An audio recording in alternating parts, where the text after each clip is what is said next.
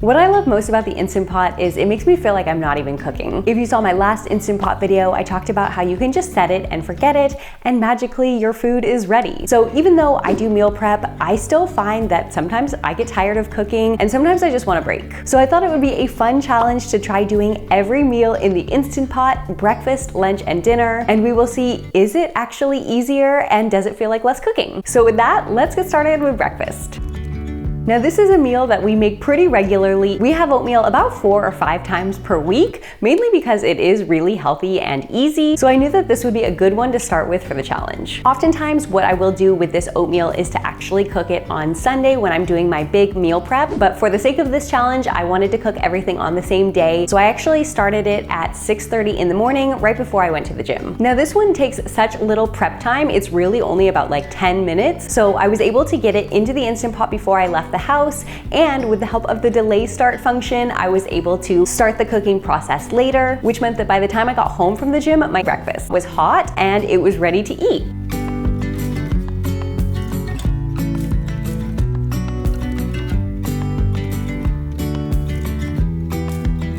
When the oats are finished, you can add something like chia or flax, and I also like to add fruit. In this batch, I'm just adding some frozen raspberries.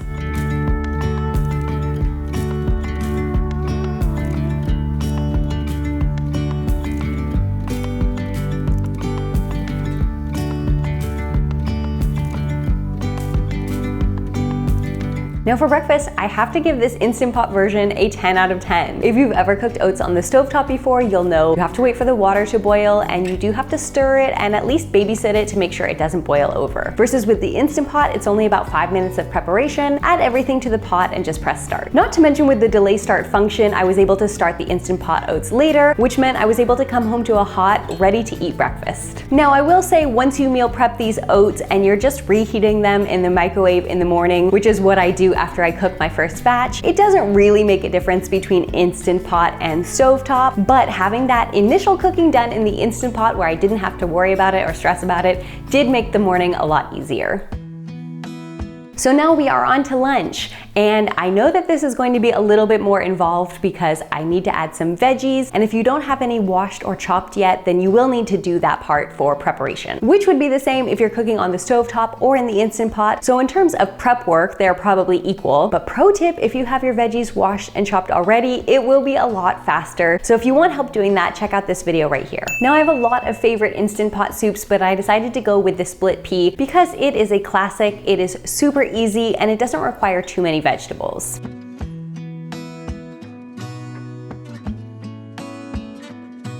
After washing and chopping the veggies, you're gonna set your Instant Pot to saute on medium, which is this middle button here, and just go ahead and take off the lid and wait until it gets hot. And while we're waiting, just rinse the split peas.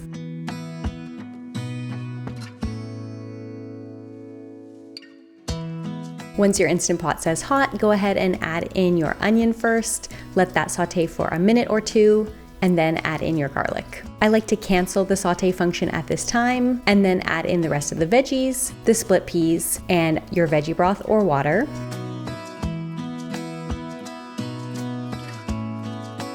I'm also adding in a bay leaf and then some veggie broth paste. Since I used water, I'm just using a combo of the veggie and vegan chicken flavor. And then also just adding some onion powder, garlic powder, and nutritional yeast.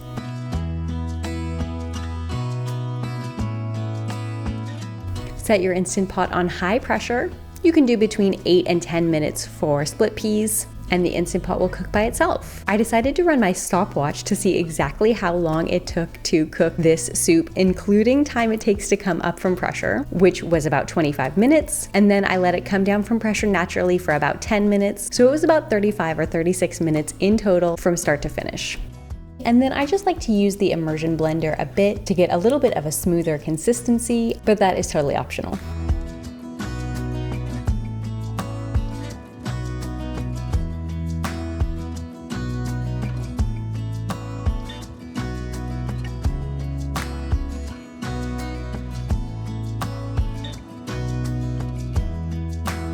Now I do feel soup is pretty hands-off in terms of cooking, even when you're cooking on the stovetop, but having the Instant Pot also, I have to say, made it easier. Once that lid was sealed, I was able to completely forget about the soup and go about the rest of my day. I actually went and did some work in the other room, and I wasn't even thinking about the soup until I heard it beep and was reminded, oh yeah, I'm cooking soup. And since also taking into account the prep work is about the same between either stovetop or Instant Pot version, I don't feel that the Instant Pot is that much easier, especially for something like soup, because it can sit pretty much unattended on the stove. However, there is some kind of comfort in knowing that your soup is completely taken care of. You really don't have to think about it, and that gets a tiny little extra bonus point. Now, I do also have to mention time here, because if you're cooking anything with split peas or lentils, the Instant Pot is going to be faster. A stovetop split pea soup is going to take about 45 minutes to an hour, whereas the Instant Pot, of course, only took about 35 minutes. The only downside that I can see for using the Instant Pot in this case is if you're someone who likes to season as you go. Once that lid is sealed, you can't open it and adjust the seasonings, although of course once it's finished you can. So I will say that the Instant Pot still has a slight edge on this one, and with that, let's move on to dinner.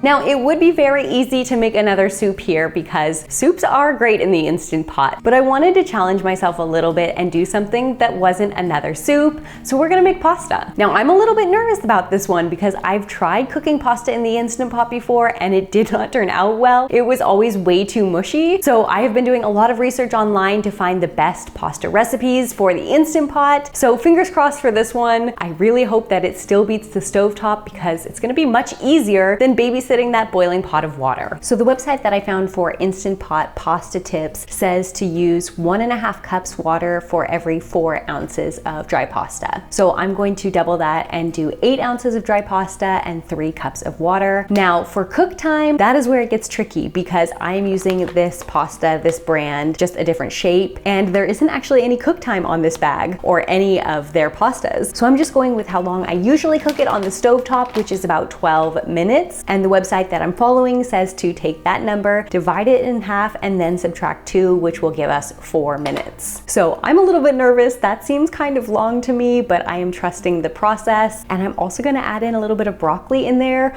which also makes me nervous because every time I do broccoli in the Instant Pot, I feel like it's overcooked. I definitely don't think it needs to cook for 4 minutes, but we'll see how it goes. I wanted to get some veggies in there. 8 ounces of pasta is about 3 cups. So I'm just adding that into the Instant Pot with the 3 cups of water, which just barely covers it. And then of course, adding the broccoli on top, or you can add another veggie if you prefer.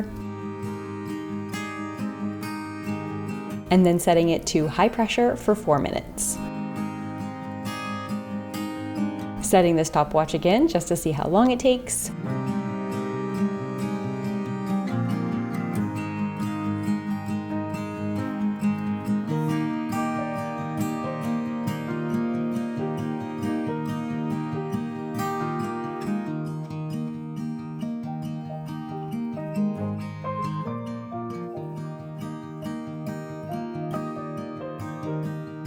Once it's drained, just add everything back into the pot and then add any sauce you like. I also added a couple Kalamata olives to the top for flavor. The pasta, I'm surprised. It worked really well. It is slightly al dente. Maybe it could have gone for 1 more minute, but I actually don't mind that it's al dente because it's pretty perfect for meal prep. Every time you reheat the pasta, it's gonna cook a little bit more. So I actually think it's pretty good in terms of doneness. I could see myself doing a big batch of this for a meal prep day. What I usually do is keep it in the fridge separate from the sauce. So that would actually be perfect to just cook the pasta separately and then add the sauce every time we reheat it. That way you can also change up your sauces if you want throughout the week as well. Or this would also be a really great option for anyone who's in a big hurry because this cooked up really quickly. With such a small amount of water in there, it came up to pressure in only a couple minutes. And then we just did a quick release, so we didn't even need to wait for it to come down from pressure. And so the whole thing came together in like less than 10 minutes. Now, if you were doing this on the stovetop, of course, you would need to wait for a large pot of water to boil, which can take some time. So overall, I'm pretty impressed by this method. It turned out much, much better than I thought it would. The broccoli is a little bit overdone, which I kind of expected. I mean, the stalks held up pretty well and the bigger pieces held up okay. It's still a little melt in your mouth, but I'd rather have the broccoli in there and get that extra veggie than to have no veggie at all. I'm just thinking for next time, it might be a better idea to do like a pot-in-pot cooking method and maybe raise that broccoli up on a trivet or something like that. If any of you have experience with that and can share it in a comment down below, let us know. Now, the only thing we're missing is dessert. If you guys have a favorite dessert recipe that you can cook in the Instant Pot, let me know in a comment down below. Or if you're just looking for some simple, easy, healthy desserts, check out this video right here. There's also a free printable recipe guide that goes along with it. I think you guys will really like it. And with that, let's eat plants, and I'll see you guys next time.